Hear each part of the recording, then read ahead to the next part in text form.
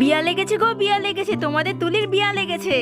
আজ হচ্ছে আমার এনগেজমেন্ট, তো নিউজটা অনেক পরে পাচ্ছি তো কেমন লাগছে আমাকে একটু বলো। কি খুশির খবরটা জেনে তোমাদের কেমন লাগলো? জানি জানি তোমাদের খুবই ভালো লেগেছে। আরে হ্যাঁ, এবারে খুশির খবর কিন্তু এইরকম আসতেই থাকবে। তো চলো, তার আগে তো খাওয়া দাওয়া করতে হবে। তাহলে ঝটপট করে আগে খাওয়া দাওয়াটা করে নি। বিবাহের পূর্ববর্তী সুচিতা ক্ষুণ্ণ রেখে এরা যেন যথাসময় বিবাহ সংস্কার গ্রহণ করে সুখী দম্পতি হয়ে উঠতে পারে। আমাদের প্রভু যীশু খ্রিস্টের নামে এই প্রার্থনা করি। আমিন।